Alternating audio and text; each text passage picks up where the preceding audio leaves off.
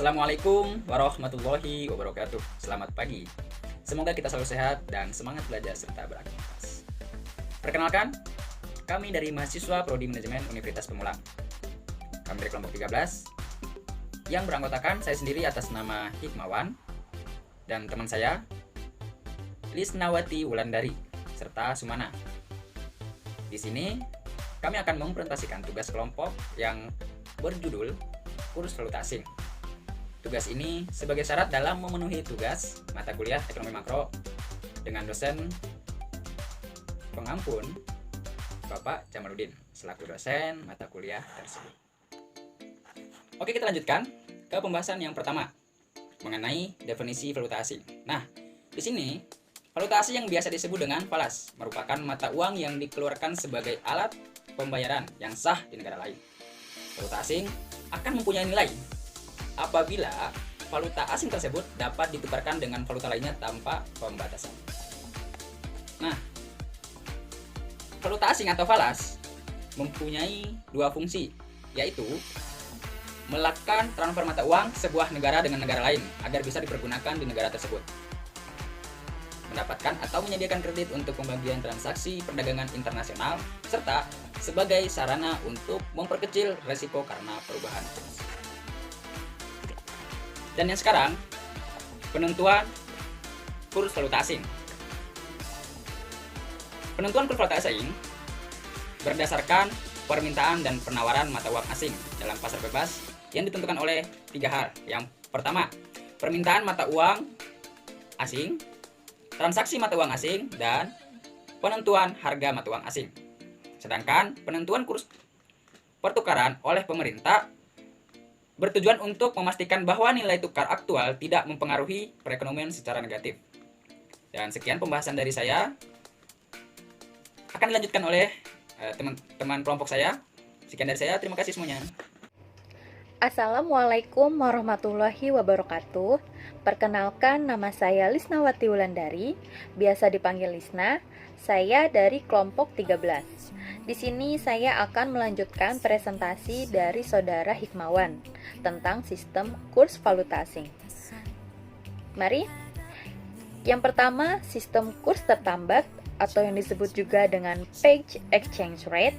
Yang kedua, ada sistem kurs tertambat merangkak yang disebut juga dengan crawling peg. Yang ketiga, sistem sekeranjang mata uang yang disebut juga dengan basket of currencies. Yang keempat, ada sistem kurs tetap yaitu fixed exchange rate.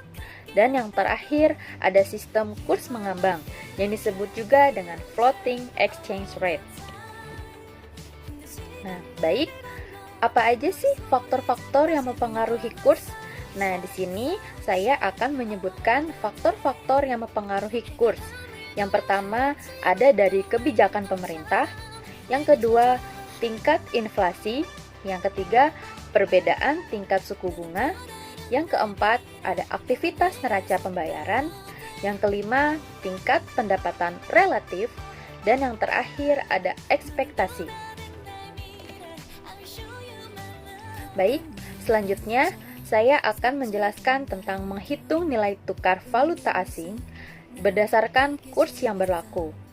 Nomor 1, ada kurs beli, yaitu kurs yang dihitung pada saat pelaku pasar, bisa juga bank, money changer, yang membeli valuta asing.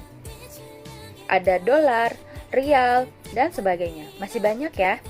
Yang kedua, ada kurs jual, adalah perhitungan kurs pada saat pelaku pasar, baik bank dan money changer yang menjual valuta asing.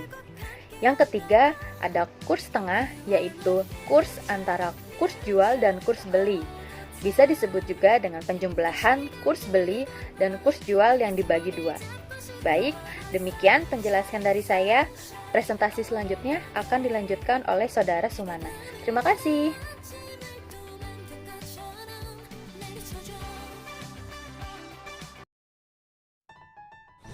Assalamualaikum warahmatullahi wabarakatuh. Perkenalkan, nama saya Sumana dari kelompok 13 akan melanjutkan presentasi dari Lisna. Perkembangan kebijakan sistem nilai tukar di Indonesia.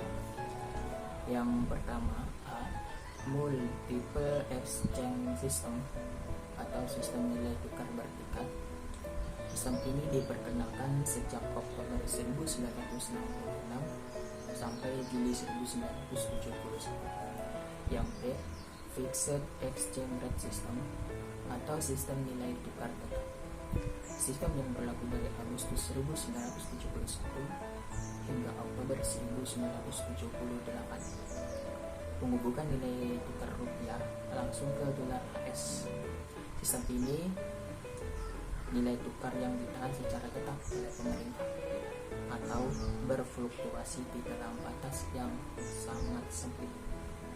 Yang C, Managed Floating Exchange Rate atau sistem nilai tukar mengambang terkendali.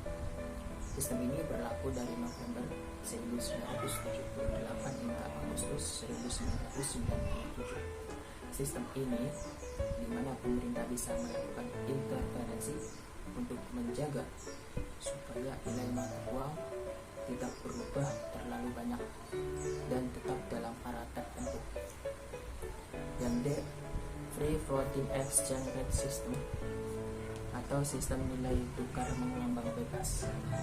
Sistem ini berlaku sejak 14 Agustus 1997. Dengan menerapkan sistem ini, penyesuaian posisi ekuilibrium eksternal yang lebih berkelanjutan harus dicapai. Kesimpulannya dari presentasi ini, kurs dan valuta asing merupakan suatu nilai pertukaran uang dengan yang lain, hanya saja yang membedakan dalam segi perdagangannya, di mana falas merupakan alat pembayaran yang sah di negara lain, sedangkan untuk kurs merupakan perbedaan nilai mata uang antara negara satu dengan negara lain. Meskipun demikian, falas dan kurs merupakan suatu kesatuan untuk menjaga pendapatan negara di dalam perekonomian internasional. Terima kasih. Sekian. Assalamualaikum warahmatullahi wabarakatuh.